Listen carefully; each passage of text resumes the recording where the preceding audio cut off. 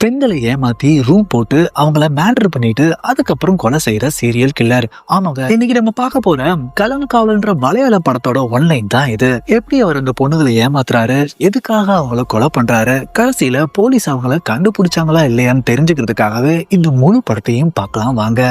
Starting சீன்ல நாகர்கோவில் கேரளா பார்டர்ல இருக்கிற நம்ம மம்முட்டியோ அவங்க ஃபேமிலியோட வீட்டுல டிவி பார்த்துட்டு இருக்காரு. இந்த சமயத்துல தான் அவருக்கு ஒரு கால் வருது. மம்முட்டி கால் அட்டெண்ட் பண்ணி பேசினதுக்கு அப்புறம் அவங்க ஒய்ஃப் கிட்ட, குமார் எனக்கு கால் பண்ணிருக்காரு, அர்ஜென்ட்டா வர சொல்லிருக்காரு, அதனால நான் அங்க போய் ரீச் பண்ணிட்டு உனக்கு கால் பண்றேன்னு சொல்லிட்டு அந்த நைட் டைம்ல கார் எடுத்துட்டு வெளியே கிளம்புறாரு. வெளியே கார்ல வர நம்ம மம்முட்டியோ தீபான்ற ஒரு பொண்ணை பிக்கப் பண்ணிட்டு கார்ல போயிட்டு இருக்காரு. அப்ப தீபா கிட்ட எந்த வித இன்ஃபர்மேஷனையும் சொல்லாம எப்படி வீட்டை விட்டு கிளம்பி வந்தேன்னு சொல்லி கேக்குறாருங்க. அப்ப தீபாவோ, நாளைக்கு என் அண்ணன் வந்துருவான், அவன் வந்தா வீட்டை விட்டு கிளம்ப முடியாது, அதனாலதான் நீங்க சொன்ன மாதிரியே வீட்டுல லெட்டர் எழுதி வச்சுட்டு நான் வீட்டை விட்டு கிளம்பி வந்துட்டதா சொல்றாங்க. அப்ப மம்முட்டியோ, நானும் என் ஒய்ஃப் கிட்ட அவனை டைவர்ஸ் பண்ற விஷயத்த பத்தி இன்னும் சொல்லல, நம்ம தங்கறதுக்காக வீடும் பார்த்தேன், அது ரெடி ஆகிறதுக்கு கொஞ்ச நாள் ஆகும்ன்றாங்க, அது வரைக்கும் நம்ம லாட்ஜுக்கு தங்கிக்கலாம்னு சொல்லிட்டு ரெண்டு பேரும் ஒரு லாட்ஜுக்கு போறாங்க. அங்க ரெண்டு பேருக்குள்ள மேட்டர் நடந்து புரிஞ்சுது. அப்ப தீபாவோ, நான் என் ஹஸ்பண்ட் இறந்து போனதுக்கு அப்புறம் திரும்ப மேரேஜ் பண்ணிக்கிறத பத்தி நினைச்சு கூட பாக்கல, உங்களை பார்த்ததுக்கு அப்புறமும் எல்லாமே மாறி போச்சுன்றாங்க. அப்ப மம்முட்டியும், நானும் என் ஒய்ஃப் கூட வாழ்ந்துட்டு தான் இருந்தேன், உன்னை பார்த்ததுக்கு அப்புறம் தான் இப்ப லாட்ஜ்ல வந்து உன் கூட படுக்கிற நிலைமைக்கு வரைக்கும் வந்துட்டுன்றாரு. இதுக்கப்புறம் ரெண்டு பேரும் ரூம்ல இருக்க டிவியை பார்த்துக்கிட்டு இருக்கும் போது தான் அதுல சொத்துக்காக சகோதரனையே கொண்டுட்டாங்க ஒரு நியூஸ் வருது. இதுக்கெல்லாம் கொலை பண்ணுவாங்கன்னு சொல்லி தீபா மம்முட்டி கிட்ட கேக்குறாங்க. அதுக்கு அவர், தேவையான சந்தர்ப்பமும் சூழ்நிலையும் அமைஞ்சா அதுக்கான கொலைகள் நிச்சயமா நடக்கும், ஏன்னா அது மாதிரி நானே சில கொலைகளை பண்ணிருக்கேன்றாரு. அப்ப தீபாவோ அப்படியான ஆச்சரியமா கேட்கும் போதுதான் நம்ம மம்முட்டியோ, உதாரணத்துக்கு என்னோட ஒய்ஃப் நல்ல கேரக்டர் தான், அவளை கல்யாணம் பண்ணதுனாலதான் நான் இப்ப ஓட்டிட்டு இருக்க காரு டவுரி எல்லாம் நல்லா கிடைச்சிட்டு, அவளை டைவர்ஸ் பண்றதுக்கு பதிலா உன்னை விட்டுட்டு போகிறதுக்கு எனக்கு வாய்ப்பு இருக்குல்ல. அப்ப தீபாவோ, அதுக்காக கொலை பண்ணுவாங்களா?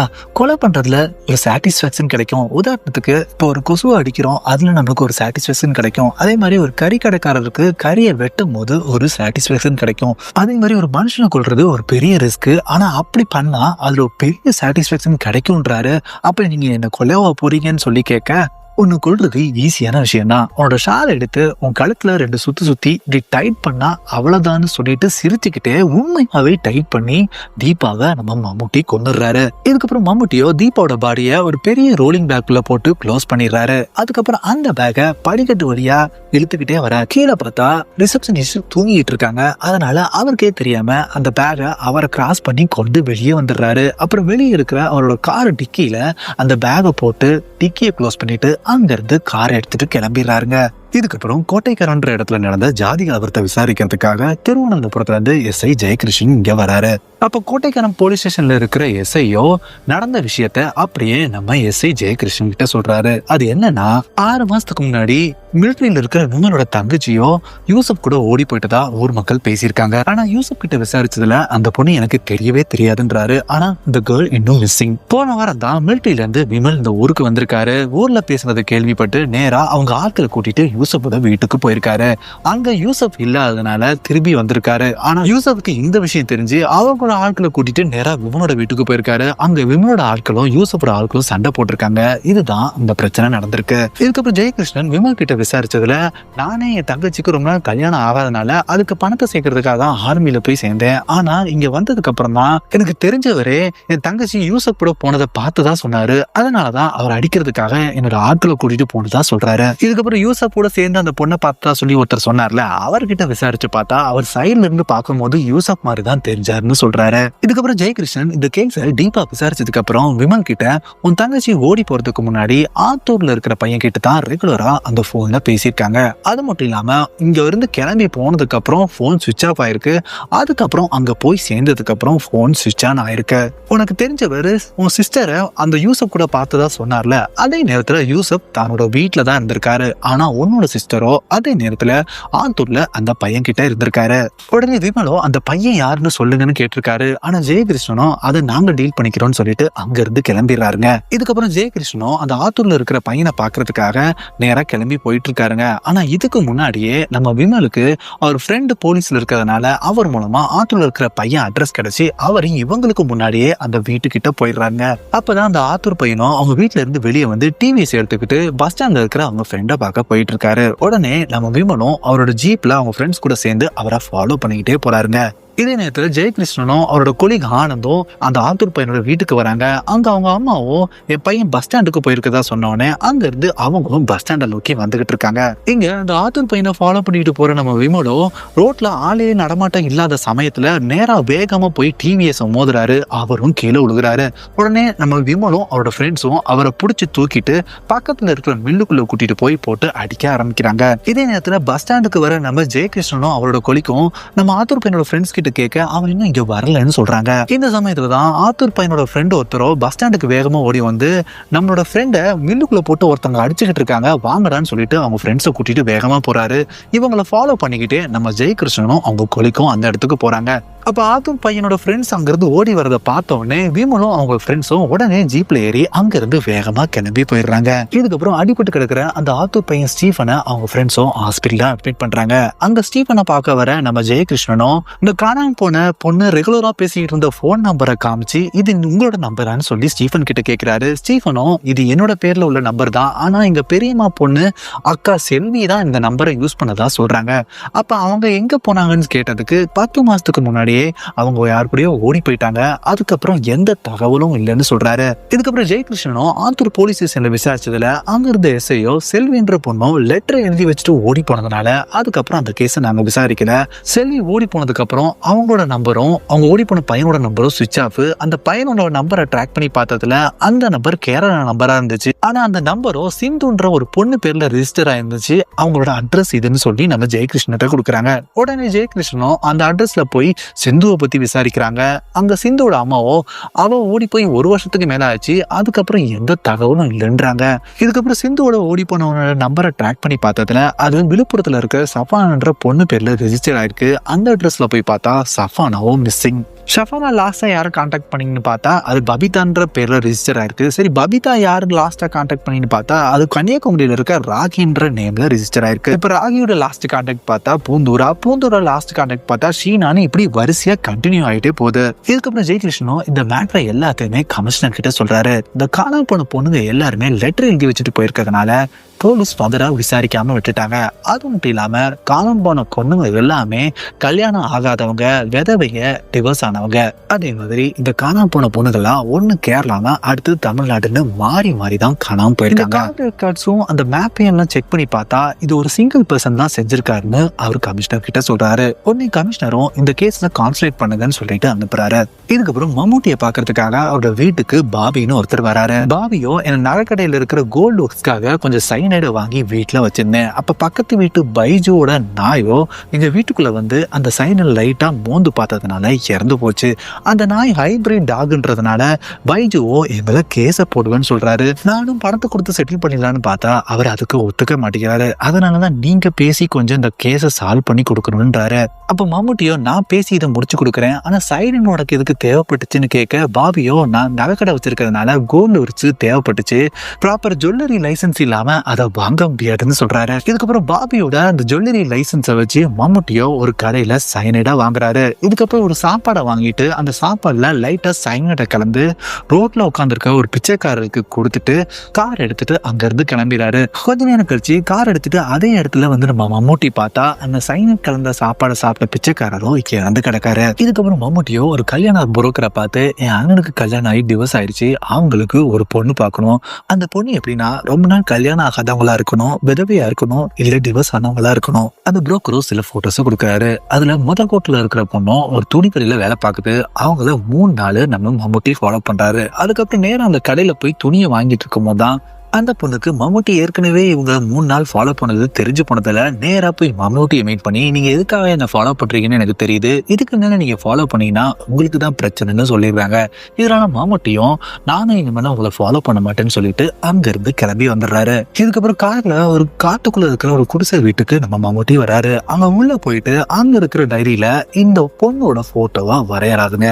இதுக்கப்புறம் அவர் கையில இருக்கிற அடுத்த போட்டோவை எடுத்து பார்த்துட்டு சிரிக்கிறாரு. அதோட அந்த சீனை கட் பண்றாங்க. இதுக்கப்புறம் தமிழ்நாட்டுல ஒரு கோயில் திருவிழால ஒரு லேடியோ வேண்டுதலுக்காக குடம் எடுத்துக்கிட்டு போறாங்க. அங்க காவி ட்ரெஸ் போட்டு நிக்கிற மம்முட்டியோ அவங்கள பார்த்து சைட் அடிக்க அவங்களும் திரும்பி பார்த்து சிரிக்கிறாங்க. இதோட அங்க சீனை கட் பண்ணிடுறாங்க. இதுக்கப்புறம் மம்முட்டியோ வள்ளியூர் போயிட்டு இருக்க பஸ்ல நின்றுட்டே போயிட்டு இருக்காரு. அப்ப சீட்ல உட்காந்துருக்க ஒரு லேடியை அவர் பார்த்து சைட் அடிக்க அந்த லேடியும் இவங்கள திரும்பி பாக்குறாங்க. அப்ப அந்த லேடிக்கு பக்கத்துல உட்காந்துட்டு இருக்கவங்களோ வர ஷாப்பிங்ல இறங்கிடுறாங்க. இதுக்கப்புறம் மம்முட்டியோ அந்த லேடிக்கு பக்கத்திலே போய் உட்காந்துடுறாரு. அப்ப அந்த லேடி கிட்ட நீங்க இந்த டெக்ஸ்டைல் என்ன ஒர்க் பண்றீங்கன்னு கேட்டதுக்கு அவங்க வேற ஒரு டெக்ஸ்டைல் பேர் சொல்றாங்க. அதே மாதிரி அந்த லேடி நம்ம மம்முட்டி கிட்டே என்ன ஒர்க் பண்றீங்கன்னு கேட்டதுக்கு இவரோ நான் மேலப்பாறைன்ற இடத்துல கிளர்க்கா ஒர்க் பண்றேன்னு சொல்றாரு. அதோட அந்த சீனை கட் பண்ணிடுறாங்க. இதுக்கப்புறம் மம்முட்டியோ ராமேஸ்வரம் பசுபுரம் பஸ் ஸ்டாப்ல ஒரு லேடியோ உட்காந்துருக்காரு. அந்த லேடியோ ஜோஷுவா நீங்க எத்தனை நாளா என்ன ஃபாலோ பண்றீங்கன்னு மம்முட்டியை பார்த்து கேட்கறாங்க. மம்முட்டியோ நான் ரொம்ப நாளா அவளை ஃபாலோ பண்ணிட்டு இருக்கேன், ஆனா உங்ககிட்ட பேசுற தைரியம் எனக்கு வரல. காரணம் என்னன்னா என் ஒய்ஃப் ஆன்சி இறந்து போனதுல இருந்து நான் எந்த பொண்ணுகிட்டயும் பேசினது இல்லைன்றாங்க. இந்த சமயத்துல அந்த பொண்ணோட பஸ் வந்ததுனால அவங்க கிளம்பி போயிடுறாங்க. அதோட அந்த சீனை கட் பண்ணிடுறாங்க. இதுக்கப்புறம் மம்முட்டியோ ஒரு சர்ச் வாசல்ல இருக்க படிக்கட்டுல உட்காந்துட்டு ஒரு லேடி கிட்ட பேசிட்டு இருக்காங்க. அந்த லேடி கிட்ட நம்ம கல்யாணம் பண்ணிக்கலாமான்னு சொல்லி கேட்க ஓகேன்னு அவங்க சொல்றாங்க. அதோட அந்த சீனை கட் பண்ணிடுறாங்க. இதுக்கப்புறம் இன்னொரு லேடிய ஒரு கோயில் முன்னாடியே வச்சு தாலியை கட்டுறாரு. அதோட அங்கேயும் சீனை கட் பண்ணிடுறாங்க. இதுக்கப்புறம் மம்முட்டிய அந்த காட்டுக்குள்ள இருக்க குடிசை வீட்டுக்குள்ள காமிக்கிறாங்க. அங்க அவர் வச்சிருக்க சைன் பாட்டில இருந்து ஒரு சின்ன சைன் பீஸை எடுத்து அது தூளா ஆக்கி அவர் கையில வச்சிருக்க ஒரு மாத்திரையை எடுத்து அந்த சைனோட மிக்ஸ் பண்ணிட்டு அந்த மாத்திரையை எடுத்து ஒரு சின்ன பேப்பருக்குள்ள மடிச்சு வச்சுக்கிறாரு. இதுக்கப்புறம் அந்த சீனை கட் பண்ணிட்டு திரும்ப இன்னொரு லேடியோட மம்முட்டியோ ஒரு லாட்ஜுக்குள்ள போறத காமிக்கிறாங்க. அங்க அந்த பொண்ணோட மேட்டர் பண்ணிட்டு எனக்கு பசிக்கிற மாதிரி இருக்கு, வெளியே போய் சாப்பிடலான்னு சொல்லிட்டு அந்த பொண்ணை கூப்பிடுறாரு. அதோட அங்க சீனை கட் பண்ணிடுறாங்க. இதுக்கப்புறம் ஆரம்பத்துல செல்வின்னு ஒரு பொண்ணு ஓடி போயிட்டாங்கன்னு சொன்னாங்களே, அந்த செல்வியோட மம்முட்டியோ தள்ளு வண்டி கடையில சாப்பிட்டுட்டு வராரு. அப்ப செல்வியோ மம்முட்டி கிட்ட நீங்க சொன்ன மாதிரியே வர 16ஆம் தேதி நம்ம ரெஜிஸ்டர் மேரேஜ் பண்ணிக்கலாமான்றாங்க. அதுக்கு மம்முட்டியும் ஓகேன்றாங்க. ஆனா உங்களுக்கு பீரியட் டேட் தாண்டி 2 வாரம் ஆயிடுச்சுல, அதனால நீங்க பிரெக்னென்ட் ஆகிறதுக்காக சான்ஸ் இருக்கு, அதனால நான் ஒரு மாத்திரை வாங்கி தரேன், அதை போட்டுங்க, நம்ம கல்யாணம் பண்ணிட்டு கூட குழந்தைங்க பெத்துக்கலாம்னு செல்வி கிட்ட சொல்ல அவங்களும் ஓகேன்னு சொல்றாங்க. அதோட அங்க சீனை கட் பண்ணிட்டு மம்முட்டியோ மெடிக்கல் கிட்ட மாத்திரை வாங்குற மாதிரி காமிக்கிறாங்க. பின்னாடி பார்த்தா வேற ஒரு லேடி நிக்கிறாங்க. இதுக்கப்புறம் மம்முட்டியோ அவர் வச்சிருக்க அந்த மாத்திரையை அந்த லேடி கிட்ட கொடுத்துட்டு பக்கத்துல இருக்கிற பஸ் ஸ்டாண்ட் பாத்ரூம் கிட்ட கூட்டிட்டு போயிட்டு அந்த லேடி கிட்ட அந்த மாத்திரையை போட்டதுக்கு அப்புறம் 5 நிமிஷம் கழிச்சு வாமிட் கூட வரலாம், அதனால மாத்திரை போட்டுட்டு பாத்ரூம்குள்ள வெயிட் பண்ணு, வாமிட் வந்ததுக்கு அப்புறம் வெளியே வந்துருன்றாங்க. இது சொன்ன மாதிரியே அந்த மாத்திரையை வாங்கிட்டு அந்த லேடியும் பாத்ரூம்குள்ள போறாங்க. இதுக்கப்புறம் 5 நிமிஷம் ஆகியும் அந்த லேடி வெளியே வரவே இல்லை. உடனே மம்முட்டியும் அங்க வந்து கார் எடுத்துட்டு கிளம்பி நேரா அந்த காட்டுக்குள்ள இருக்கிற குடிசை வீட்டுக்கு போறாரு. அங்க இருக்கிற டைரியில இந்த லேடியோட போட்டோவை வரைகிறாரு. அடுத்த நாள் காலையில மம்முட்டி பேப்பரை பார்க்கும்போது அந்த பாத்ரூம்குள்ள போன லேடியோ இறந்து போனதா போட்டோ போட்டு அடையாளம் தெரியாத பொண்ணு பாத்ரூம்ல சடலமா மீட் பண்ணி போட்டிருக்காங்க. இதுக்கு ஒரு மம்முட்டியோ லாட்ஜ்ல இன்னொரு லேடியோட படுத்திருக்கிற மாதிரி காமிக்கிறாங்க. அதோட சீனை கட் பண்ணிடுறாங்க. இது மூலம் மம்முட்டியோ புரோக்கர் கிட்ட பொண்ணுங்க லிஸ்ட வாங்குறாரு. அது மூலமா அந்த பொண்ணுகளை ஃபாலோ பண்ணி பொண்ணுகளை கரெக்டும் பண்ணிடுறாரு. கரெக்ட் பண்ணதுக்கு அப்புறம் அந்த பொண்ணுங்களுக்கு கல்யாணம் ஆனதுக்கு அப்புறம் தான் அஃபேர் வச்சுக்கிட்டு இருந்தா அந்த பொண்ணுங்களை கல்யாணம் பண்ணிட்டு லாட்ஜுக்கு கூட்டு போறாரு. இல்ல கல்யாணத்துக்கு முன்னாடியே அஃபேர் வைக்கிறதுக்கு ரெடியா இருக்கிற பொண்ணுங்களை டேரக்டாவே லாட்ஜுக்கு கூட்டு போயிறாரு. லாட்ஜுக்கு கூட்டு போயிட்டு அங்க அந்த பொண்ணுங்களோட அஃபேர் வச்சுக்கிட்டு அதுக்கப்புறம் அந்த பொண்ணுங்களை திரும்ப சந்திக்கும் போது உங்களுக்கு இந்த அஃபேர் மூலமா பிரெக்னன்சி ஆகிறதுக்கு வாய்ப்பு இருக்கு, நம்ம பின்னாடி கூட குழந்தை பெற்றுக்கலான்னு பேசி அவரு சைனத்தாரோட மாத்திரையை அவங்க கிட்ட கொடுத்து அவங்கள ஒரு பப்ளிக் பாத்ரூம்ல போய் போட சொல்லி அனுப்பிட்டு அந்த மாத்திரையை அந்த பாத்ரூம்குள்ள அவங்க எடுத்துக்கிறதுனால அந்த பாத்ரூம்குள்ளேயே இறந்து போயிடுறாங்க. இந்த மாதிரிதான் காணாம போன பொம்பளைங்க எல்லாருமே இறந்து போயிருக்காங்க. இந்த பக்கம் ஜெயகிருஷ்ணனும் அவங்க கேஸ்க்கு லிங்கா இருக்கிற சரோஜான்ற போன் நம்பரோட அட்ரஸ் தேடி வராங்க. அங்க விஜயன்ற பையனும் எங்க அம்மா தான் சரோஜா, அவங்க உடம்பு சரியில்லாம இருக்காங்க, இந்த போன் நம்பர் இருந்த போனும் பல வருஷத்துக்கு முன்னாடி தொலைஞ்சு போச்சு, அது பழைய மாடுன்றதுனால நாங்க போலீஸ்லயும் கம்ப்ளைண்ட் கொடுக்கலன்றாரு. அப்ப ஜெயகிருஷ்ணனும் விஜய் கிட்ட உங்க வீட்லயோ இல்ல உங்க சொந்தக்கார பொண்ணு ஏதோ காணாம போயிருக்கான்னு சொல்லி கேக்குறாங்க. அப்படி எதுவும் நடக்கலன்னு அவர் சொல்றாரு. இதுக்கப்புறம் நம்ம ஜெயகிருஷ்ணனுக்கோ கடைசியா நம்ம விமலாவோட சிஸ்டர் காணாம போனாங்களே, அவங்களோட போன் ஆன் ஆனதாகவும் அந்த போன்ல இருந்து வேற ஒரு பொண்ணுக்கு கான்டாக்ட் போயிட்டு இருக்கதாகவும் சொல்லி அவங்க டீட்டெயில்ஸை ட்ராக் பண்ணிட்டு இருக்காங்க. இந்த பக்கம் மம்முட்டியோ அந்த விமலா சிஸ்டரோட போன் நம்பர் வச்சிருக்க போனை நம்ம மம்முட்டி கையில வச்சிருக்க மாதிரி காட்டுறாங்க. அவரோ ஒரு பஸ்ல இன்னொரு லேடி கூட உட்காந்து வந்துகிட்டு இருக்காரு. அந்த லேடியோ நீங்க மும்பைக்கு போலையான்னு சொல்லி கேட்டதுக்கு உன்னை பார்த்ததுக்கு அப்புறம் எனக்கு போறதுக்கு மனசே இல்லை, அதனால 2 வாரம் லீவு போட்டிருக்கதா சொல்றாங்க. அப்ப மம்முட்டியும் அந்த லேடி கிட்ட, உன்னோட குழந்தைகளை நானே நம்ம குழந்தைங்க மாதிரி பாத்துக்கிறேன், கொஞ்சம் கொஞ்சமா அந்த குழந்தைக்கு நம்மள புரிய வைப்போன்றாரு. அப்ப மம்முட்டியோ அந்த லேடியோட நம்பரை தன்னோட போன் நம்பர்ல சேவ் பண்ணி கொடுக்க சொல்ல அவங்களும் அபிஜான்னு போட்டு சேவ் பண்ணி கொடுக்குறாங்க. இதுக்கப்புறம் மம்முட்டியோ நாளைக்கும் இதே பஸ்ல மீட் பண்ணுவோம்னு சொல்லிட்டு கிளம்புறாரு. இங்க ஜெயகிருஷ்ணனும் அந்த விமலா சிஸ்டரோட அக்கா போன் நம்பரை ட்ராக் பண்ண விஷயத்துல அவங்க அந்த நம்பர்ல இருந்து அபிஜயான்ற போனுக்கு தான் போன் பேசிட்டு இருக்காங்கன்னு அவர் கண்டுபிடிச்சிடுறாரு. அந்த அபிஜாவோட அட்ரஸை வாங்கிட்டு நேரா அங்க கிளம்பி போயிட்டு இருக்காரு. இந்த பக்கம் நம்ம மம்முட்டியும் மறுபடியும் அடுத்த நாள் அந்த பஸ்ல அபிஜாவை மீட் பண்றாரு. அவங்க 2 பேரும் இருக்கிறது தமிழ்நாடு ஏரியான்றதுனால நம்ம மம்முட்டியோ அபிஜா கிட்ட, நான் கொல்லத்துல ரூம் புக் பண்ணிருக்கேன், நாளைக்கு நம்ம அங்க போய் பேசிக்கலாம்னு சொல்றாரு. அடுத்து ஜெயகிருஷ்ணனும் அவங்க கொலையை கூட்டிட்டு நேரம் தமிழ்நாடு இருக்கிற அபிஜாவோட வீட்டுக்கு வராங்க. அந்த அபிஜாவோட அம்மாவோ 2 வாரத்துக்கு முன்னாடியே அபிஜா யாருக்கிட்டயோ ஓடி போயிட்டதா சொல்றாங்க. இந்த பக்கம் நம்ம மம்முட்டியோ அந்த காட்டுல இருக்கிற குடிசை வீட்டுக்குள்ள உட்காந்து அந்த டைரியில நம்ம அபிஜாவோட போட்டோ வரைகிறாரு. இதுக்கப்புறம் ஜெயகிருஷ்ணனும் கமிஷனர் மீட் பண்ணி நடந்தது எல்லாத்தையும் சொல்றாரு. அதே மாதிரி நம்ம தேடிக்கிட்டு இருக்க ஆளை போனையும் மேப்பிங்கையும் ட்ராக் பண்ணதுல அவர் மார்த்தாண்டம் டு குமாரகோயில் ஏரியால தான் மோஸ்ட்லி ஆக்டிவா இருக்காரு. அதனால தமிழ்நாடு போலீஸ் சப்போர்ட் வேணும்ன்றாரு. உடனே கமிஷனரும் அதுக்கு நான் பேசிக்கிறேன்றாரு. உடனே ஜெயகிருஷ்ணனும், நாளைக்கு நான் தமிழ்நாட்டுக்கு போறேன், நிச்சயமா அபிஜயோட போன் ஆன் ஆயிருக்கும், அங்க இருந்து ஒரு கேரளா பொண்ணை தான் அந்த ஆளு டார்கெட் பண்ணுவான்னு சொல்லிட்டு அங்க இருந்து கிளம்புறாரு. இங்க மம்முட்டியோட காரம் ஒரு இடத்துல நிக்குது. அப்ப மம்முட்டியோட கார்ல ஒரு லேடி ஏறுறாங்க. அந்த லேடியோ நம்ம மம்முட்டியை பார்த்து, ராஜேஷ், எப்படி நான் இந்த இடத்துல டியூட்டியில இருக்கேன்னு நீ கண்டுபிடிச்சியோ அதே மாதிரி நாளைக்கு நான் எந்த இடத்துக்கு டியூட்டிக்கு போவான்னு கரெக்டா கண்டுபிடிச்சிட்டேன்னா என்னோட போன் நம்பரை தரேன்றாங்க.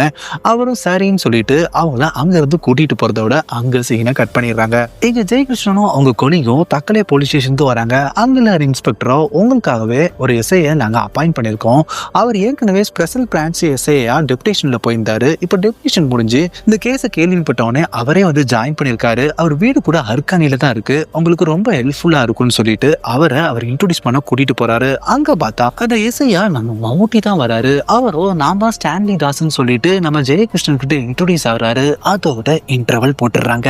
இந்த பக்கம் மம்முட்டியோ அவரோட காரை பஸ் ஸ்டாண்ட்ல நிறுத்துறாரு. அவர் கார்ல இருந்து ஒரு லேடி இறங்குறாங்க. அந்த லேடிக்கு வழக்கம் போல அவர் கொடுக்குற மாத்திரையை கொடுக்குறாரு. அவங்களும் அந்த மாத்திரையை எடுத்துட்டு பஸ் ஸ்டாண்ட்ல இருக்கிற பாத்ரூம்குள்ள போறாங்க. அதோட சீனை கட் பண்றாங்க. அதுக்கப்புறம் ஜெயகிருஷ்ணனும் அவங்களோட கொலிகும் அவங்களோட ஜீப்ல நம்ம ஸ்டான்லி தாஸை கூட்டிட்டு போறாங்க. அப்ப ஸ்டான்லி தாஸ் கிட்ட நம்ம ஜெயகிருஷ்ணனும் கேரளா பொண்ணை தமிழ்நாடு கூட்டிட்டு வந்துடுறாரு. அதுக்கப்புறம் அவங்க போன் சுவிச் ஆஃப் ஆகுது. அதே மாதிரி தமிழ்நாடு பொண்ணை கேரளா கூட்டு போயிடுறாரு. அதுக்கப்புறம் தான் அவங்க போன் சுவிச் ஆஃப் ஆயிருக்கு. அதனால நாங்க கேரளால இருக்கிற கிரைம் ரெக்கார்ட்ஸை செக் பண்ணி அதுல அன்ஐடென்டிஃபைட் பாடி கிடைச்சா அதோட மிஸ்ஸிங் டீல்ஸை மேட்ச் பண்ணி பாக்குறோம். அதே மாதிரி நீங்க தமிழ்நாட்டுல பண்ணணும்னு சொல்றாங்க. அதே மாதிரி நம்ம தேடிட்டு இருக்க சஸ்பெக்டோ கடைசியா அபிஜாவோட போன் தான் வச்சிருந்திருக்காரு. அந்த போன் ஆனா அதை வச்சு அவரோட லீடை நம்ம ட்ரேஸ் அவுட் பண்ணலாம்னு சொல்றாரு. அந்த நேரத்துல நம்ம ஸ்டான்லி தாஸோ அந்த அபிஜாவோட போனை கரெக்டா அவரோட பாக்கெட்ல தான் வச்சிருக்காரு. இதுக்கப்புறம் ஸ்டான்லிய ஒரு இடத்துல இறக்கி விட்டுட்டு அவங்க 2 பேரும் கேரளா கிளம்புறாங்க. இறங்கின உடனே நம்ம ஸ்டான்லியோ அவர் பாக்கெட்ல இருந்த அபிஜா போனை உடச்சு போட்டுறாரு. இதுக்கப்புறம் கேரளால நம்ம ஜெயகிருஷ்ணனோட கொலீக் ஆனந்தோ கிரைம் ரெக்கார்ட்ஸை செக் பண்ணி பாக்குறாரு. அது ஒரு பப்ளிக் பாத்ரூம்ல பாய்சன் சாப்பிட்டு இறந்து போன ஒரு பொண்ணோட ரெக்கார்ட் கிடைக்குது. அது மிஸ்ஸிங் பொண்ணோட மேட்ச் ஆகுதுன்னு நம்ம ஜெயகிருஷ்ணன் கிட்ட சொல்றாங்க. அதே சமயத்துல இங்க நம்ம ஸ்டான்லி தாஸோ ஜெயகிருஷ்ணனுக்கு போன் பண்ணி கன்னியாகுமரியில சித்ராவோட பாடி கிடைச்சிருக்கு, அதுவும் மிஸ்ஸிங் பொண்ணுல மேட்ச் ஆகுதுன்னு சொல்றாரு. கேரளால இறந்து போன சகானவோ பாய்சன் எடுத்துட்டதால இறந்து போனதா ரெக்கார்ட் இருக்கு. போஸ்ட்மார்ட்டம் ரிப்போர்ட்டை பார்த்துதான் அது எந்த வித பாய்சன் நம்ம தெரிஞ்சுக்க முடியும்ன்றாரு. இதுக்கப்புறம் இந்த போஸ்ட்மார்ட்டம் ரிப்போர்ட்டை பார்த்து டாக்டர் கிட்ட ஜெயகிருஷ்ணன் கேட்கும் போது அந்த டாக்டரோ 2 பாடியை ரெக்கவர் பண்ணும்போது பக்கத்துல ஒரு மெடிசன் வைக்கிற மாதிரி சின்ன கவர் கிடந்துச்சு. அந்த கவரை எக்ஸாமின் பண்ணி பார்த்ததுல இவங்க 2 பேருமே கன்சியூம் பண்ணது சைனட் தான். அதே மாதிரி 2 பேருமே இந்த மாத்திரையை எடுத்துக்கிறதுக்கு முன்னாடி செக்ஸுவல் இன்டர்கோர்ஸ் பண்ணியிருக்காங்க. அது ஃபோர்ஸ் இன்டர்கோர்ஸ் கிடையாது. 2 பேரும் முழு சம்மதத்தோட தான் பண்ணியிருக்காங்க. ஆனா பாடி 7 நாளுக்கு முன்னாடி தாண்டிட்டானா அது யார் பண்ணதுன்னு நம்ம ட்ரேஸ் அவுட் பண்ணவே முடியாது. அதே மாதிரி இந்த மாதிரி ஒரு செயலை செஞ்சவன் நிச்சயமா ஒரு சைக்கோபாத்தா தான் இருக்க முடியும்னு சொல்றாரு. இதுக்கப்புறம் கேரளா தமிழ்நாடு கிரைம் ரெக்கார்ட்ஸை செக் பண்ணி பார்த்ததுல காணாம போன 13 பேர்ல 11 பாடி ரெக்கவர் பண்ணியிருக்காங்க. அந்த 11 பேருமே சேம் பேட்டர்ல தான் கொலை பண்ணியிருக்காங்க. இதுக்கப்புறம் இறந்து போனவங்களோட பிலாங்கிங்ஸ்ல செக் பண்ணி பார்த்ததுல ஒரு சேஃப்டி பின் கிடைக்குது. அந்த சேஃப்டி பின்னும் நார்மல் சேஃப்டி பின் கிடையாது. போலீஸ் யூனிஃபார்ம்ஸ்ல நேம் பிளேட்டுக்கு யூஸ் பண்ற சேஃப்டி பின்ஸ், அதே மாதிரி அந்த மாத்திரையை வைக்கிறதுக்காக யூஸ் பண்ண பேப்பர் பேக்கும் போலீஸ் நோட் புக்ல இருந்து கிழிச்சு அதை வச்சு அதுல மடிச்சு வச்சிருக்காங்க. அதனால இவங்க தேடுற ஆளு ஒரு போலீஸ் தான் கண்டுபிடிச்சிடுறாங்க. இதுக்கப்புறம் இறந்து போன பொண்ணுங்களோட போன் ரெக்கார்ட்லாம் செக் பண்ணி பார்த்ததுல அந்த போனை அவர் யூஸ் பண்ணல, அந்த சிம்மை மட்டும் தான் எடுத்துட்டு போயிருக்காரு. ஆனா அந்த ஒவ்வொரு சிம்மையும் ஒவ்வொரு போன்ல போட்டு யூஸ் பண்ணிருக்காங்க. அந்த போன் எல்லாத்தையும் செக் பண்ணி பார்த்தா அது ஏஎக்ஸ் மொபைல் ஷோரூம்ஸ்க்காக ஷிப்பிங் பண்ண போன்ஸ். ஆனா அந்த போன் எதுவுமே வித்ததுக்கான ரெக்கார்ட் இல்ல. இதுக்கப்புறம் ஏஎக்ஸ் மொபைல்ஸ்ல விசாரிச்சு பார்த்ததுல அவங்களும் ப்ராப்பர் எவிடன்ஸ் வாங்காம சிம் கார்டு எல்லாம் டெலிவர் பண்ணதுனால ராஜகாமங்கலம் போலீஸ் ஸ்டேஷன்ல இருந்து எங்க கடையை சீல் வச்சு போன்ஸ் எல்லாம் எடுத்துட்டு போயிட்டாங்க. அதுல நிறைய போன்ஸை எங்க கிட்ட திருப்பி கொடுத்துட்டாங்க. ஆனா சில போன்ஸ் திருடு போயிடுச்சுன்னு சொன்னாங்க. நீங்க கொடுத்த லிஸ்ட்ல உள்ள எல்லாமே திருடு போன போன்ஸ். இதுக்கப்புறம் ஜெயகிருஷ்ணன் ராஜமங்கலம் போலீஸ் ஸ்டேஷனுக்கு போய் அந்த ரெய்டு டைம்ல இருந்த சீனியர் ஆபீசர் இருந்து எல்லா ஆபீசரோட ரெக்கார்டையும் வாங்குறாரு. வாங்கினதுக்கு அப்புறம் அந்த ஆபீசர்ஸ் யூஸ் பண்ற பர்சனல் போன் நம்பரோட டைமிங்கு ஏரியாவையும் அதே மாதிரி சஸ்பெக்ட் போன ஏரியா டைமிங்கும் மேட்ச் ஆகுதான்னு நம்ம ஆனந்த் கிட்ட செக் பண்ணி பார்க்க சொல்றாரு. இந்த சமயத்துல தொலைஞ்சு போன போன் ஒன்ல இறந்து போன சரண்யாவோட சிம் நேற்று நைட்டு 10 மணிலேருந்து நாகர்கோவில் ஏரியாவில் ஆக்டிவா இருக்குன்னு சொல்லி ட்ராக் பண்ணி சொல்றாங்க. உடனே ஜெயகிருஷ்ணனும் ஆனந்தும் அந்த ட்ராக் பண்றவரை ஜீப்ல ஏத்திட்டு நேரா அந்த நாகர்கோவில் ஏரியாவுக்கு போறாங்க. அது நேரா காவலர் குடியிருப்பு பகுதிக்குள்ள காட்டுது. உடனே அந்த பகுதிக்குள்ள போயிட்டு இந்த அப்பார்ட்மெண்ட் கிட்ட தான் அந்த போன் சிக்னல் கிடைக்குதுன்னு ட்ராக்கர் சொல்றாரு. உடனே அந்த போனுக்கு நம்ம ஜெயகிருஷ்ணன் போன் பண்றாரு. அப்ப அந்த அப்பார்ட்மெண்ட் கீழ் வீட்டுல இருந்தா சத்தம் கேட்கணும். உடனே அந்த கீழ் வீட்டு கதவை நம்ம ஜெயகிருஷ்ணன் தட்டாரு. திறந்து பார்த்தா அங்க நம்ம ஸ்டான்லி தாஸோட ஒய்ஃப் இருக்காங்க. அவங்க கிட்ட கேட்டதுக்கு நான் மேல் வீடு, இது கான்ஸ்டபிள் மணி சாரோட வீடுன்னு சொல்றாங்க. அப்ப மணி சாரோட ஒய்ஃபோ அவங்க வெளியே போயிருக்கிறதா சொல்றாங்க. அப்ப ஜெயகிருஷ்ணன் சார் திரும்ப அந்த போன் நம்பருக்கு கால் பண்ணும் போது அவங்க பெட்டு கடையில தான் அந்த போன் இருக்கு. உடனே அதை எடுக்கிறாங்க. அப்ப மணியோட ஒய்ஃபோ அவங்க ஹஸ்பண்டுக்கு கால் பண்றாங்க. அவங்க போன் சுவிட்ச் ஆஃப்னு வருது. அதே மாதிரி மணியோட போலீஸ் ஸ்டேஷனுக்கு கால் பண்ணதுல அவங்க டியூட்டிக்கு வரலன்னு அவங்களுக்கு தெரிய வருது. அப்ப அந்த நேரத்துல அங்க வர நம்ம ஸ்டான்லி கிட்ட நமக்கு ஜெயகிருஷ்ணனும் நம்ம தேடிக்கிட்டு இருக்க ஆளு மணிதான்னு சொல்றாங்க. அப்ப ஸ்டான்லியோ நம்ம ஜெயகிருஷ்ணன் கிட்ட அவ்வளவு விரவமா இருந்தவன் அந்த போனை மட்டும் எப்படி அவர் வீட்டுல வச்சுட்டு போயிருப்பாருன்னு சொல்லி கேட்கிறாரு. அப்ப ஜெயகிருஷ்ணனும் அவர் எல்லா போனையும் அந்த ரூம்ல தான் மறைச்சு வச்சிருந்திருக்காரு. அவரு எடுத்துட்டு போகும்போது ஒரு போனை தவறுதலா மிஸ் பண்ணிட்டு போயிருக்காரு. இந்த சமயத்துலதான் அவங்களோட பையனும் அந்த போனை எடுத்து விளையாண்டுட்டு கடைசியில யாருக்கு தெரியக்கூடாதுன்னு அந்த போனை பெட்டு கடையில ஒளிச்சு வச்சிருக்காரு.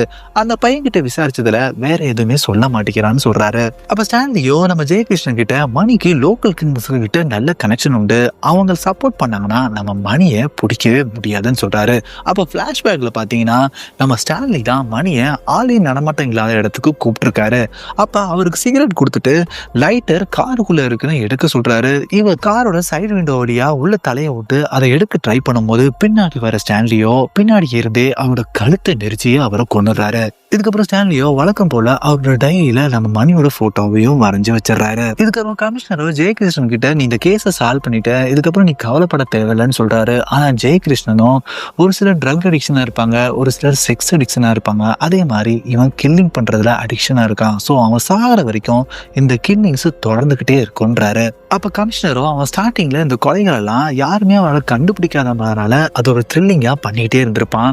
ஆனா கடைசியில நம்ம கிட்டத்தட்ட ட்ரேஸ் அவுட் பண்ணிட்டதுனால இனிமேல அவன் தொடர்றதுக்கு அது வாய்ப்பு கிடையாது. அதனால நிச்சயமா இந்த நாட்டை விட்டே அவன் ஓடி போயிருக்கதான் வாய்ப்பு இருக்குன்னு சொல்றாரு. அப்ப ஜெயகிருஷ்ணனும் ஒருவேளை அவன் இங்கதான் இருந்தானா இனிமேல அவனால எந்த பொண்ணுகளும் பாதிக்கப்படக்கூடாது. அதனால கேரளாலையும் தமிழ்நாட்டிலையும் அவனை பத்தி நியூஸை ஸ்ப்ரெட் பண்ண சொல்றாரு. இதுக்கப்புறம் ஸ்டான்லியோ ஒரு போன் பூத்ல இருந்து ரிட்டைன்டு ஃபாரன்சிக் சர்ஜனுக்கு கால் பண்றாரு. அதாவது என்னோட பேரு சேது, நான் அசிஸ்டன்ட் டைரக்டரா 2-3 படத்துல ஒர்க் பண்ணியிருக்கேன். இப்ப நான் ஒரு ஃபிலிம் ஸ்கிரிப்ட் எழுதிட்டு இருக்கேன். அது ரியலிஸ்டிக்கா இருக்கணும்ன்றதுனால சில டவுட்ஸ் இருக்கு, அதை நான் உங்ககிட்ட கேட்கிறேன்னு சொல்றாரு. அதோட அந்த சீனை கட் பண்ணிடுறாங்க. இதுக்கப்புறம் ஸ்டான்லியோ ஒரு கல்யாண லேடியே கரெக்ட் பண்ணி லாட்ஜை கூட்டிட்டு போய் மேட்டர் பண்ணிடுறாரு. அப்ப அந்த லாட்ஜில் இருக்கும் போதே எனக்கு சுகர் பரம்பரை வியாதின்னு சொல்லிட்டு டேப்லெட்ஸ் எடுத்துக்கிறாரு. அப்ப அந்த லேடி கிட்ட உனக்கு சுகர் இருக்கான்னு அவர் கேட்க தெரியலன்றாங்க. அப்புறம் செக் பண்ணிடலான்னு சொல்லிட்டு ஒரு டிவைஸ் எடுத்து அவங்க விரல்ல குத்துறாரு. அப்ப ரத்தம் வருது. உடனே அந்த விரலை எடுத்து ஒரு இதுல வச்சு பார்த்த உடனே அவங்களுக்கு சுகர் இல்லைன்னு நம்ம ஸ்டான்லி சொல்றாரு. இதுக்கப்புறம் அந்த லேடியோ இங்கிருந்து சீக்கிரமா போயாகணும், இல்லைன்னா ஃபேமிலிக்கு இந்த மேட்டர் தெரிஞ்சிரும்னு சொல்ல உடனே அவரும் போய் டிராப் பண்ணிடுறாரு. இதுக்கப்புறம் அவங்களும் அவங்க ஹஸ்பண்ட் கூட தூங்கிட்டு இருக்காங்க. இதுக்கப்புறம் ஸ்டான்லியோ இன்னொரு லேடிய கூட்டிட்டு அவர் கார்ல வராரு. ஒரு இடத்துல நிறுத்திட்டு நான் தம் அடிச்சுட்டு வரேன்னு வெளியே போறாரு. அந்த சமயத்துல அந்த லேடியோ அந்த டிராயர்ல நிறைய போன்ஸ் இருக்கிறத பாக்குறாங்க. அப்ப அதுல இருக்கிற ஒரு போனை எடுத்து ஆன் பண்றாங்க. அதோட அங்க சீனை கட் பண்ணிடுறாங்க.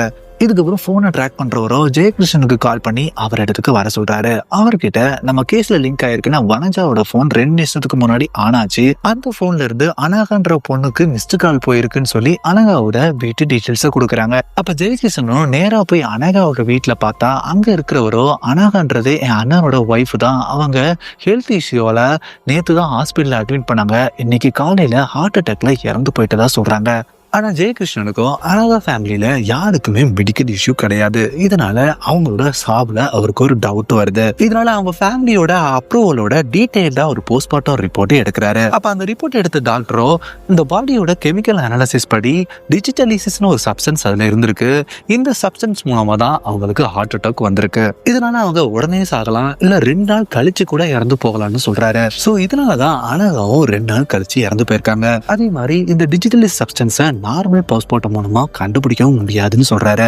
அதே மாதிரி இதே மாதிரி இன்சிடென்ட் இது வரைக்கும் நடந்ததும் கிடையாதுன்றாரு. இப்போ பிளாஷ்பேக்ல பாத்தீங்கன்னா ஸ்டான்லியோ ஒரு போன் பூத்ல இருந்து ஒரு ரிட்டையர்ட் ஃபாரன்சிக் சர்ஜன் கிட்ட பேசியிருப்பார் பாத்தீங்களா, அவர் தான் இவர்கிட்ட இந்த டிஜிட்டலி சப்ஸ்டன்ஸை குறுங்காலி இலையில இருந்து எக்ஸ்ட்ராக்ட் பண்ணணும்னு சொல்லியிருப்பாரு. அது மூலமாவே இவரும் அந்த இலையில இருந்து எக்ஸ்ட்ராக்ட் பண்ண சப்ஸ்டன்ஸை பிபி செக் பண்றதுக்கு கையில குத்துற ஊசி மாதிரி ஒரு டியூப் வச்சிருந்தாரு பாத்தீங்களா, அதுக்குள்ள ஃபில் பண்ணி வச்சிருக்காரு. அதை தான் அந்த லேடிக்கும் குத்திருக்காரு. அது மூலமா தான் அவங்களும் 2 நாள் கழிச்சு இறந்து போயிருக்காங்க. இப்ப இங்க டாக்டரோ நம்ம ஜெயகிருஷ்ணன் கிட்ட அவர் போலீஸ் இருக்கிறதுனால ஃபாரன்சிக் சர்ஜன் கிட்ட எல்லாம் லிங்க் இருந்திருக்கும், அவர் மூலமா தான் இந்த விஷயத்த அவர் தெரிஞ்சிருப்பாருன்னு சொல்றாரு. இதுக்கப்புறம் கமிஷனரை சந்திக்கிற நம்ம ஜெயகிருஷ்ணனும் நாங்க விசாரிச்சதுல வர்க்கலா கொட்டூர்லயும் ஹார்ட் அட்டாக் பேட்டர்ன்லயே 2 பேருமே இறந்து போயிருக்காங்க, அதனால இன்னும் மணி ஆக்டிவா தான் இருக்காருன்னு சொல்றாரு. அப்ப கமிஷனரோ இது மாதிரி இன்சிடென்ட் இனிமேல நடக்காம பாத்துக்குங்கன்னு நம்ம ஜெயகிருஷ்ணன் கிட்ட சொல்றாரு. இந்த பக்கம் ஸ்டான்லியோ ஒரு லேடி கிட்ட ரெஸ்டாரண்ட்ல உட்காந்து பேசிக்கிட்டு இருக்காரு. இந்த சமயத்துல தான் ஜெயகிருஷ்ணன் அவருக்கு போன் பண்ணி ஹார்ட் அட்டாக் பேட்டர்ன்ல கேரளா 2 பேர் இறந்து போயிருக்காங்க, அதே மாதிரி தமிழ்நாட்டுல இறந்துருக்காங்களான்னு செக் பண்ணி பாருங்கன்றாரு. அப்ப நம்மளோட ஹார்ட் அட்டாக் பேட்டர்னையும் கண்டுபிடிச்சிட்டாங்களேன்னு சொல்லி சாக்காகிற நம்ம ஸ்டான்லியோ அந்த லேடி கிட்ட இதோட முடிச்சுக்குவோன்றாரு. அந்த லேடியோ இன்னைக்கு ஈவினிங் தானே நீங்க ரூம் புக் பண்ணிருக்கீங்கன்னு சொல்றாங்க. அது ஒண்ணும் இல்ல, என்னோட ஒய்ஃபுக்கு நம்ம மேட்ரு தெரிஞ்சு போச்சு, அதனால இதோட இதை ட்ராப் பண்ணணும்ன்றாரு. அதுக்கு அந்த லேடியோ நீங்க டிவோர்ஸ் ஆனவங்கன்னு சொன்னீங்கன்னு சொல்றாங்க. அது நான் உனக்காக போய் சொன்னேன், இதோட முடிச்சுக்கோன்னு சொல்லிட்டு அங்க இருந்து நம்ம ஸ்டான்லி கிளம்பிடுறாரு. இதுக்கப்புறம் ஸ்டான்லியோ ரெஸ்டாரண்ட்ல ஒரு பெண் குழந்தை வச்சிருக்க ஷைனின்ற விடோவை மீட் பண்றாங்க. அவங்க கிட்ட பேசி கரெக்ட் பண்ணி நம்ம ரூம் போட்டு ஒரு தடவை பேசலான்னு சொல்றாரு. அவங்களும் நீங்க ரூம் போடுறது பேசுறதுக்கு இல்ல வேற இருக்குன்னு எனக்கு தெரியும், ஆனா அதுல விருப்பம் இருக்கு, ஆனா இப்ப வேணாம்னு சொல்லிடுறாங்க.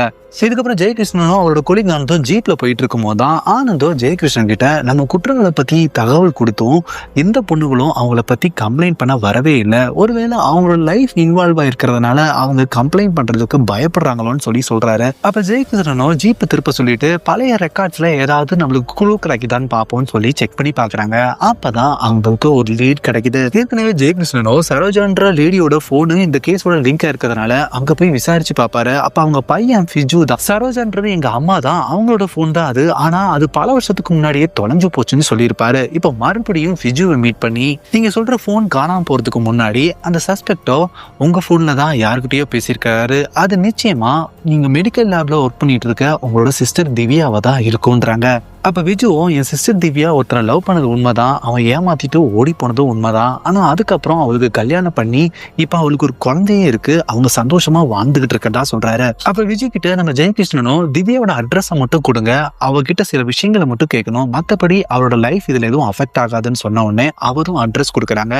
இவங்களும் நேரா அந்த அட்ரஸ்ல போய் திவ்யாவை பார்க்க போறாங்க. நம்ம திவ்யா யாருன்னு பார்த்தா இன்டர்வலுக்கு அப்புறம் நம்ம ஸ்டான்லியோ கார்ல வந்து ஒரு லேடியை பஸ் ஸ்டாண்ட் கிட்ட டிராப் பண்ணுவாங்க. அந்த லேடி கூட வாஷ்ரூம்குள்ள போவாங்க, அதோட சீனை கட் பண்ணிருப்பாங்கல்ல, அவங்க தான் அது. திவ்யா கிட்ட விசாரிச்சதுல ரெகுலரா அவங்க போற பஸ்ல அவர் ஃபாலோ பண்ணி வந்ததாகவும் அது மூலமா தான் அவங்க கூட பழக்கமானதாகவும் சொல்றாங்க. அப்ப அவரும் நான் பிரெக்னன்சியாக வாய்ப்பு இருக்குன்னு சொல்லிட்டு ஒரு மாத்திரையை கொடுத்து வாஷ்ரூம்குள்ள போய் போட சொன்னாரு. ஏன்னா இப்ப அவர்கிட்ட காசு இல்ல, குழந்தைகளை அப்புறம் பெற்றுக்கலான்னாரு. ஆனா நான் வாஷ்ரூம் போயிட்டு நான் மாத்திரையை போடாததுக்கு காரணம் ஏற்கனவே எங்க அம்மாவோட பென்ஷன் பணம் என்னோட அக்கௌண்ட்ல தான் இருந்துச்சு, அதை வச்சு நாங்க குழந்தைய பாத்துக்கலாம்னு சொல்லிட்டு அந்த மாத்திரையை நான் போடல. ஆனா வாஷ்ரூம்ல இருந்து நான் வெளியே வந்ததுக்கு அப்புறம் என்னோட பேகும் போனும் காணாம போயிடுச்சு, போனும் சுவிட்ச் ஆஃப்ல இருந்ததுனால அவர் ஏமாத்திட்டு போனதை நான் கன்ஃபார்ம் பண்ணிட்டேன். அப்ப ஜெயகிருஷ்ணனும் மனுவோட போட்டோ காமிச்சு உங்களை ஏமாத்தினார் இவர் தானு கேட்டதுக்கு இவர் இல்லைன்னு அவங்க சொல்லிடுறாங்க. அப்ப ஜெயகிருஷ்ணனும் திவ்யா கிட்ட நீங்க சாப்பிடுற மாத்திரையில சைனட் கலந்து வச்சிருந்தான், அதே மாதிரி 20 பொண்ணுங்க கிட்ட கொடுத்து அவர் கொலை பண்ணது மட்டும் இல்லாம இன்னும் அந்த வேலையை அவரு கண்டினியூ பண்ணிட்டு இருக்காரு. அவரை பிடிக்கணும்னா நாங்க ஒரு ஸ்கெட்ச் ஆர்டிஸ்ட் உங்களுக்கு அனுப்புறோம், அவரோட அங்க அடையாளங்களை நீங்க சொன்னீங்கன்னா அதை வச்சே அவங்க ஸ்கெட்ச் வரைஞ்சிருவாங்க, அது மூலமா தான் அவரை நம்ம பிடிக்க முடியும்னு சொல்றாங்க. அதுக்கு திவ்யா ஒத்துக்கிறாங்க.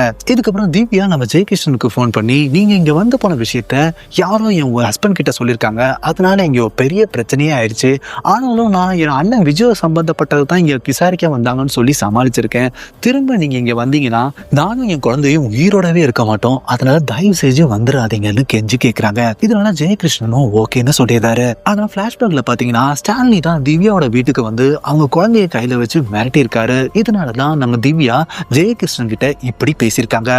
இதுக்கப்புறம் நம்ம ஜெயகிருஷ்ணனும் திவ்யாவோ ரெகுலரா ஒரு பஸ்ல போனதாகவும் அதுலதான் அந்த சஸ்பெக்ட் ஃபாலோ பண்ணதா சொல்லியிருப்பாங்கல்ல, அதனால அந்த பஸ் கண்டக்டர்கிட்ட விசாரிச்சு பாக்குறாங்க. அவரும் திவ்யாவோ 5-6 மாசமா எங்களோட பஸ்ல தான் வந்துட்டு இருந்தாங்க, அவ கூட நான் ஒரு ஆளை பார்த்திருக்கதா சொல்றாரு. அப்ப ஸ்டான்லியோ நம்ம ஜெயகிருஷ்ணனுக்கு போன் பண்ணி அடுத்த மூவ் என்னன்னு சொல்லி கேட்கும் போது நம்ம ஜெயகிருஷ்ணனும் நம்ம திவ்யா ரெகுலரா போன பஸ் கண்டக்டரை நாங்க விசாரிச்சதுல அவரு அந்த ஆளை அவர் கூட ரெகுலரா பார்த்திருக்கதா சொல்றாரு. அதனால நாங்க ஒரு ஸ்கெட்ச் ஆர்டிஸ்ட கூட்டிட்டு நேரா அந்த கண்டக்டரோட வீட்டுக்கு தான் போயிட்டு இருக்கோம். அப்ப ஸ்டான்லியோ நானும் அங்க வரேன், அட்ரஸ் சொல்லுங்கன்னு சொன்ன உடனே ஜெயகிருஷ்ணனோ பட்டுக்காணின்ற இடத்துக்கு வா, அங்க வந்ததுக்கு அப்புறம் நான் அட்ரஸ் சொல்றேன்னு சொல்லிட்டு அவர் போயிடுறாரு. அதுக்கப்புறம் ஸ்டான்லியோ கையில பிஸ்டல் எடுத்துக்கிட்டு நேரா அவர் சொன்ன இடத்துக்கு வந்துகிட்டு இருக்காரு. ஆனா அவங்க வர்றதுக்கு முன்னாடியே அங்க கண்டக்டர் சொன்ன அங்காடையாளங்களை வச்சு அங்க ஸ்கெட்சை வரைஞ்சு முடிச்சிடுறாங்க. இதுக்கப்புறம் ஸ்டான்லி அந்த கண்டக்டரோட வீட்டுக்குள்ள நுழையும் போது ஜெயகிருஷ்ணனும் நம்ம தேடிட்டு இருக்க கல்பிரேட் இவன் தான் சொல்லிட்டு அந்த ஸ்கெட்சை காமிக்கிறாங்க. அதுல பார்த்தா வேற ஒருத்தர் முகம் இருக்கு. அப்ப அந்த கண்டக்டரோ நம்ம ஸ்டான்லியை பார்த்து உங்களை எங்கேயோ பார்த்திருக்கேன்னு சொல்லி கேட்க உடனே ஸ்டான்லியோ நான் அருக்காணில தான் என் வீடு இருக்கு, அங்க நீங்க பார்த்திருப்பீங்கன்னு சொல்றாரு. இதுக்கப்புறம் அங்க இருந்து எல்லாருமே கிளம்புறாங்க. இதுக்கப்புறம் ஸ்டான்லியோ மறுபடியும் ஷைனிய ஒரு டீ ஷாப்ல சந்திக்கிறாங்க. அவங்க கிட்ட நாளைக்கு நான் ரூம் புக் பண்ணிருக்கேன்னு சொன்ன உடனே அவங்க கட்டாயமா வந்துடுறேன்னு சொல்றாங்க. அப்புறம் பிளாஷ்பேக்ல பாத்தீங்கன்னா நம்ம ஸ்டான்லி ஏற்கனவே அந்த ரிட்டையர்டு ஃபாரன்சிக் சர்ஜன் கிட்ட பேசியிருப்பார்ல, அவரு அந்த குறுங்குறி பிளான்ஸ்ல இருந்து எடுத்த எக்ஸ்ட்ராக்ட கொஞ்சம் யூஸ் பண்ணாதான் இந்த விக்டிம் 2 நாள் கழிச்சு சாவாங்க, அதுவே அதிகமா யூஸ் பண்ணா உடனே செத்து போயிருப்பாங்கன்னு சொல்லியிருப்பாங்க. அதனால அவர் வச்சிருக்க டியூப்ல அதிகமான எக்ஸ்ட்ராக்டை எடுத்துட்டு அங்க இருந்து கிளம்புறாரு. இதுக்கப்புறம் ஈவினிங் டைம்ல நம்ம ஸ்டான்லியோ ஷைனிய அவர் புக் பண்ண ஹோட்டலுக்கு கூட்டிட்டு வராரு. அங்க இருக்கிற ரிசப்ஷனிஸ்ட் கிட்ட ஸ்டான்லியோ என்னோட பேர் அமீர், நான் இங்க ஒரு ரூம் புக் பண்ணிருக்கேன்னு சொல்றாரு. உடனே ரிசப்ஷனிஸ்டோ ஐடி கார்டு கேட்கிறாரு. ஸ்டான்லி ஐடி கார்டை கொடுத்ததுக்கு அப்புறம் ரிசப்ஷனிஸ்டோ ரூம் நம்பர் 5 அவங்க கிட்ட கொடுக்குறாங்க. 2 பேரும் அந்த ரூம்குள்ள போறாங்க. அப்ப ஸ்டான்லியோ ஷைனி மேல கையை போடும் போது தான் யாரோ கதவை தட்டுறாங்க. உடனே வெளியே வந்து பார்த்தா ரிசப்ஷனிஸ்ட் தான் கதவை தட்டியிருக்காரு. அவரோ ஸ்டான்லியை வெளியே கூப்பிட்டு எனக்கு ஒரு ஹெல்ப் நீங்க பண்ணணும், உங்க பர்ஸ்ல போலீஸ் யூனிஃபார்மோட ஒரு போட்டோ பார்த்தேன், அதனால நீங்க தமிழ்நாடு போலீஸ் டிபார்ட்மெண்ட்ல தான் ஒர்க் பண்றீங்கன்னு நினைக்கிறேன். 2 வருஷத்துக்கு முன்னாடி என்னோட ஒரே பொண்ணு காணாம போயிட்டா, தமிழ்நாடு போலீஸ் டிபார்ட்மெண்ட் விசாரிச்சுட்டு கடைசியில அவ திருநெல்வேலிக்கு வரைக்கும் வந்ததா சொன்னாங்க. அதுக்கப்புறம் அவளை பத்தி எந்த தகவலும் எனக்கு கிடைக்கல, அவளோட போட்டோவும் அவளோட டீடைல்ஸும் இந்த கவர்ல இருக்கு, நீங்க தான் ஏதாவது ஹெல்ப் பண்ணணும்னு சொல்லிட்டு கொடுக்குறாரு. அதுக்கப்புறம் அங்க இருந்து கிளம்பிடுறாரு. திரும்ப ரூம்குள்ள அந்த கவரோட உள்ள நுழையிற நம்ம ஸ்டான்லியோ அந்த கவரை திறந்து பார்த்தா படத்தோட ஸ்டார்டிங் சீன்ல நம்ம ஸ்டான்லியோ ஒரு பொண்ணை லாட்ஜுக்கு கூட்டு போய் கழுத்தை நெரிச்சு கொண்டு இருப்பார்ல, அந்த பொண்ணோட போட்டோ இருக்கு. இதை பார்த்து ஷாக் ஆற நம்ம ஸ்டான்லியோ உடனே சிகரெட் அடிக்கிறேன்னு நம்ம ஷைனி கிட்ட சொல்லிட்டு ரூமை விட்டு வெளியே வந்து நேரா ரிசப்ஷனிஸ்ட் கிட்ட போறாரு. அங்க ரிசப்ஷனிஸ்ட் இல்ல.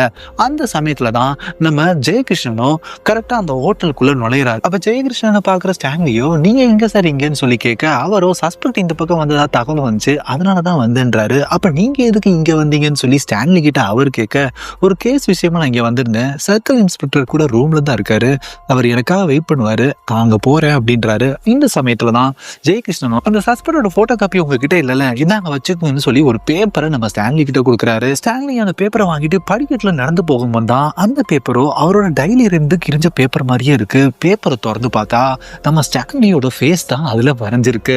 அதை பார்த்த உடனே ஸ்டான்லி ஷாக் ஆறாரு. இதுக்கப்புறம் பிளாஷ்பேக்ல பாத்தீங்கன்னா கண்டக்டர் சொன்ன அங்காடையாளங்களை வச்சு ஒரு ஸ்கெட்ச் வரைஞ்சிருப்பாங்களே, அதுல ஸ்டான்லி முகம் தான் வந்துருது. அதை ஜெயகிருஷ்ணனும் கண்டக்டர் கிட்ட கேட்டு கன்ஃபார்மும் பண்ணிடுறாரு. இதுக்கப்புறம் ஸ்டான்லி அங்க வர்றதுக்கு முன்னாடியே ஸ்கெட்ச் ஆர்டிஸ்ட் கிட்ட வேற ஒரு ஸ்கெட்சை வரைய சொல்லி அதை அவர்கிட்ட காமிச்சிடுறாரு. இதுக்கப்புறம் ஜெயகிருஷ்ணனும் ஸ்டான்லியோட ஸ்கெட்சை திவ்யா கிட்ட காமிச்சு அவர் தான் சஸ்பெக்ட்னு கன்ஃபார்மும் பண்ணிடுறாரு. இதுக்கப்புறம் நம்ம ஸ்டான்லி ரெகுலரா ஒரு காட்டுக்குள்ள இருக்கிற குடிசை வீட்டுக்கு போவாங்கல்ல, அந்த வீட்டையும் கண்டுபிடிச்சு அங்கேயே வந்து ஸ்டான்லி தான் கொலை பண்ண பொண்ணுங்களை எல்லாத்தையுமே டைரியில வரைஞ்சு வச்சிருப்பார்ல, அந்த டைரியை எடுத்து ஜெயகிருஷ்ணன் பாக்குறாரு. அதுல கடைசியா நம்ம ஜெயகிருஷ்ணனோட போட்டோவையும் அவர் வரைஞ்சு வச்சிருக்காருங்க. இப்ப கரண்ட்ல சாண்டியோ அந்த எக்ஸ்ட்ராக்ட் வச்சிருக்க டியூபை எடுத்து நேரா நம்ம ஜெயகிருஷ்ணனோட கழுத்திலே குத்தி கொல்லலான்னு ட்ரை பண்றாரு. ஆனா அதுக்குள்ள அவர் அதை தள்ளி விட்டுறாரு. இதுக்கப்புறம் ரெண்டு பேருமே ஃபைட் பண்றாங்க. கடைசியில ஸ்டான்லியோ நம்ம ஜெயகிருஷ்ணனை அடிச்சு கீழே உள்ள வச்சு அதுக்கப்புறம் அவரோட கழுத்தையே நெரிச்சு கொல்ல ட்ரை பண்ணிட்டு இருக்காரு. இந்த சமயத்துல ராட் எடுத்துட்டு வர ரிசப்ஷனிஸ்டோ கரெக்டா நம்ம ஸ்டான்லியோட மண்டையில அடிக்க அவர் மயங்கி கீழே விழுந்துடுறாரு. இதுக்கப்புறம் கீழே இருந்து எந்திக்கிற நம்ம ஜெயகிருஷ்ணனும் தரையில கிடக்குற நம்ம ஸ்டான்லியோட தலையை பிடிச்சி தரையில வேகமாவே அடிச்சு கொண்டுறாரு. இங்க நம்ம ஜெயகிருஷ்ணனோட கொலிக்கு ஆனந்தோ வாண்டட் ஸ்டான்லி தாஸ்ன்னு செவர்ல ஒட்டிட்டு போறாரு. இதுக்கப்புறம் ஹோட்டல்ல இருக்கிற ரிசப்ஷனிஸ்டும் போலீஸ் தான் போல இருக்கு. அவரும் நம்ம ஜெயகிருஷ்ணனும் சேர்ந்து நம்ம ஸ்டான்லியோட பாடியை இழுத்துட்டு வந்து படத்தோட ஸ்டார்டிங் சீன்ல எப்படி ஸ்டான்லி அந்த லேடியை கொண்டு ஒரு பேக்ல போட்டு இழுத்துட்டு வந்து அவரோட டிக்கிக்குள்ள போட்டாரோ அதே மாதிரி இவங்க ரெண்டு பேரும் சேர்ந்து ஸ்டான்லியோட பாடியை ஒரு பேக்ல போட்டு இழுத்துட்டு வந்து அவரோட கார் டிக்கிக்குள்ள போடுறாங்க, க்ளோஸ் பண்றாங்க. அதோட இந்த படத்தை முடிச்சிடுறாங்க. இதே மாதிரி வேற ஒரு படத்துல நெக்ஸ்ட் மீட் பண்றேன். நன்றி, வணக்கம்.